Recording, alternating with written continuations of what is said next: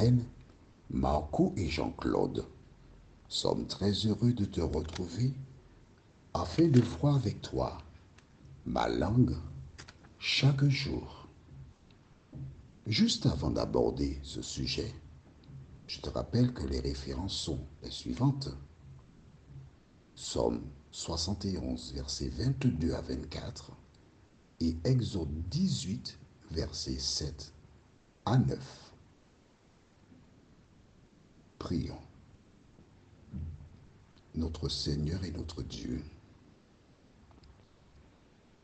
c'est vers toi que nous tournons nos regards. C'est vers toi que nous regardons. C'est en toi que nous avons toutes choses. Merci de continuer de nous éclairer. Saint-Esprit, transforme nos cœurs et nos pensées. Et permets-nous, ô Dieu, de refléter ton divin caractère en tout temps et en toutes circonstances, tout en priant. Au nom de Jésus, pour ta gloire éternelle. Amen. Rappelle-toi, nous avons vu dans Somme 71, les versets 19 et 21. Je lis. Ta justice, ô Dieu, atteint jusqu'au ciel. Tu as accompli de grandes choses, ô Dieu, qui est semblable à toi. Tu nous as fait éprouver bien des détresses et des malheurs, mais tu nous redonneras la vie. Tu nous feras remonter des abîmes de la terre. Tu te rappelles, je t'ai expliqué que Dieu n'est pas l'auteur du mal. L'ennemi exploite les failles, mais oui, car parfois nous ouvrons des corridors et l'ennemi s'engouffre dans ces failles pour créer la zizanie. Et toutes les fois qu'il y a conflit, c'est parce qu'il y a les ténèbres qui affrontent la lumière. Et certaines personnes s'imaginent être la lumière alors qu'elles sont les ténèbres. Dieu n'a jamais éprouvé. Il n'est pas l'auteur du mal. Nous en avons parlé déjà. Maintenant, nous passons du verset 22 à 24. Toujours le psaume 71 que nous achèverons aujourd'hui. Et je te louerai au son de lutte. Je chanterai ta fidélité, mon Dieu. Je te célébrerai avec la harpe, Saint d'Israël. En te célébrant, j'aurai la joie sur les lèvres, la joie dans mon âme que tu as délivrée. Ma langue chaque jour publiera ta justice, car ceux qui cherchent ma perte sont honteux et confus. Mon ami, si tu crois en Dieu, si tu as la certitude qu'il veille sur toi, tu ne peux pas être triste parce que tu as aimé Jésus, tu as aimé Dieu, tu lui as donné la première place dans ta vie. Et à partir du moment qu'il règne dans ton cœur, que se passe-t-il? Tu resplendis parce que tu lui fais confiance. As-tu vu le verset 24? On va lire 23 et 24. En te célébrant, j'aurai la joie sur les lèvres. Pourquoi tu es triste? Pourquoi ton visage est allongé? Tu as la joie sur les lèvres. Ma langue chaque jour publiera ta justice. Car ceux qui cherchent ma perte sont honteux et confus. Chaque jour, je raconterai ce que tu as fait pour moi. Je ne dois pas raconter ce que les gens font. Je ne dois pas raconter les malheurs des gens.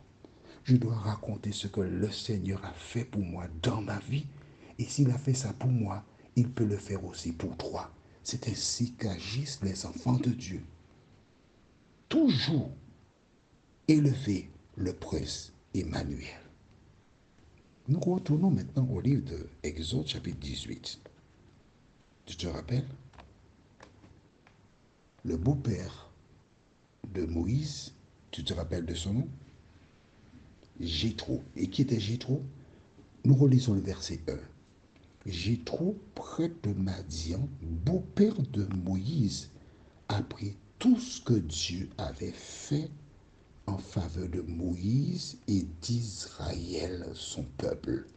Il apprit que l'Éternel avait fait sortir Israël d'Égypte. Moïse était descendu voir ses frères. C'est tout. C'est tout ce qu'il avait dit à Jéthro, son beau-père. Et entre-temps, les nouvelles sont arrivées. Les enfants d'Israël, Dieu les a visités en Égypte. Dieu a déversé des plaies sur l'Égypte. 10 plaies. Et à la 10e plaie, ils ont laissé l'Égypte. Tous avec leur bétail, leurs bœufs, leurs moutons. Après 430 années en Égypte, ils sont partis. C'était comme un rêve. Car jusqu'à présent, Israël était perçu comme, on va dire, la peau de l'Égypte. Ils sont tellement intégrés en Égypte, ils ne laisseraient jamais l'Égypte. Ils allaient continuer à vivre en Égypte et ils seraient tous restés des Égyptiens. Mais ce n'est pas le plan de Dieu. À travers ce récit de la Bible, Dieu est en train de te dire, qui que tu sois, tu passes par des moments difficiles, tu passes par des déceptions, tu as des souffrances, etc. Quel que soit ce que tu traverses, tout, c'est pour un temps. C'était trop beau pour être vrai. Tous les Israélites ont laissé l'Égypte. Probablement, Jéthro ne connaît pas les parents de Moïse. Les enfants qui sont nés là-bas dans le désert ne connaissent pas leur oncle Aaron, ni Marie, ni les autres membres de la famille. Et là maintenant, ils sont dans le désert. Oh, faut pas tarder, non? Séphora, nous partons, je te ramène à ton mari. Et voici donc cet homme qui part avec sa fille et ses 2 fils. Et quand il arrive près, pas loin du camp, nous lisons verset 6. Il fit dire à Moïse, moi, ton beau-père Jéthro, je viens vers toi avec ta femme et ses 2 fils. Voici le message qu'il envoie à Moïse. Que fait Moïse? Ah bon, oh là là là là là là, mais qui lui avait dit d'emmener Séphora? Il n'a pas dit ça. Qu'a-t-il fait? Lisons les versets 7 à 9. Moïse sortit au-devant de son beau-père. Il se prosterna et il le baisa, c'est-à-dire il l'a embrassé, rien d'autre. Ils s'informèrent réciproquement de leur santé et ils entrèrent dans la tente de Moïse. Moïse raconta à son beau-père tout ce que l'Éternel avait fait à Pharaon et à l'Égypte à cause d'Israël, toutes les souffrances qui leur étaient survenues en chemin et comment l'Éternel les avait délivrés. Jéthro se réjouit de tout le bien que l'Éternel avait fait à Israël et de ce qu'il l'avait délivré de la main des Égyptiens. Qui est Jéthro? On lit le verset 1. Jéthro, prêtre de Madian. Les Madianites sont des ennemis des enfants d'Israël. Mais à travers ce que Dieu a fait pour le peuple d'Israël, l'Éternel a visité le prêtre Jéthro. Et le prêtre Jéthro, la Bible dit quoi? Nous relisons le verset 9. Jéthro se réjouit de tout le bien que l'Éternel avait fait à Israël et de ce qu'il l'avait délivré de la main des Égyptiens par un homme âgé de 80 balais, Moïse. Tu vois que si tu as 76 ans, tu peux encore travailler pour Dieu. Tu as 78, 80, Moïse a 80. Lorsque Dieu l'a visité. Alors, aussi longtemps que tu as la vie, tu dois vivre pour Dieu. Tu dois proclamer. Car parce que Moïse avait obéi à l'Éternel, le prêtre madianite, Jéthro, son beau-père, a reconnu la grandeur et la puissance de Dieu. Alors, regarde bien, Moïse a 80, il a épousé Séphora. Donc, probablement, il doit avoir au moins dans les 90 ans, Jéthro. D'accord? Donc, c'est vraiment un vieillard. Le chant que je voudrais te suggérer s'intitule T'aimer Jésus, te connaître. La première strophe dit T'aimer Jésus, te connaître, se reposer sur ton sein, t'avoir pour son roi, son maître, pour son breuvage et son pain.